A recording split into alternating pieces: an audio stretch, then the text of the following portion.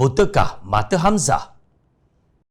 Setiausaha Agung Perikatan Nasional Datuk Seri Hamzah Zainuddin mendakwa kononnya keputusan perbicaraan rasuah terhadap Timbalan Perdana Menteri Datuk Seri Dr. Ahmad Zahid Hamidi sepatutnya diumumkan minggu lalu tetapi ditangguhkan oleh kerajaan kerana pilihan raya negeri atau PRN.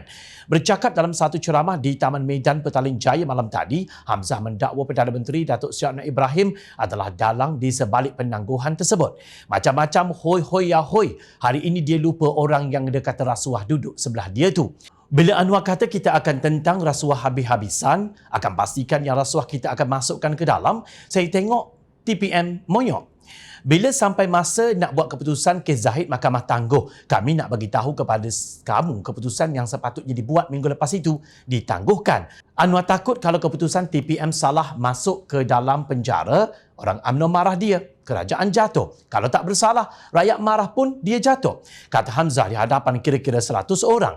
Pemimpin kanan bersatu itu berkempen untuk calon PN Dr. Afif Bahardin yang bertanding di kerusi DUN Taman Medan.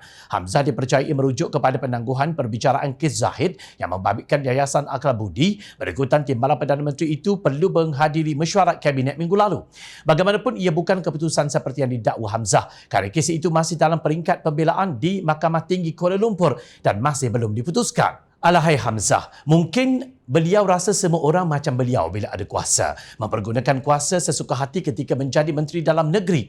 Sebelum ini, apa yang Hamzah tidak sembunyikan daripada mengambil tindakan terhadap pihak yang bersekongkol dan condong kepada Perdana Menteri ketika itu, Tan Sri Mahyadin Mat Yassin.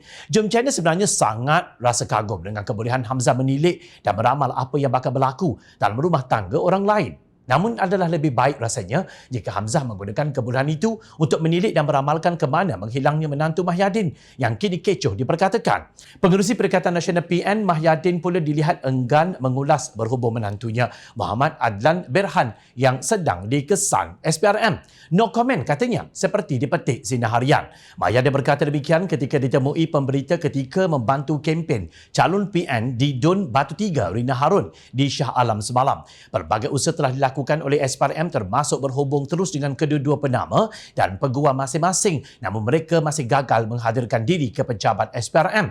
Hasil semakan SPRM dengan Jabatan Imigresen Malaysia, kedua-dua penama berkenaan telah meninggalkan Malaysia masing-masing pada 17 Mei dan 21 Mei 2023 serta tiada rekod masuk kembali ke negara ini, kata SPRM dalam satu kenyataan. Semalam SPRM berkata pihaknya sedang mengesan lokasi Muhammad Adlan dan seorang lagi individu yang bernama Mansur Saad bagi membantu siasatan isu rasuah dan penyelewengan berhubung projek berkaitan pendaftaran, pengambilan serta penyimpanan biometrik pekerja asing di sebuah kementerian.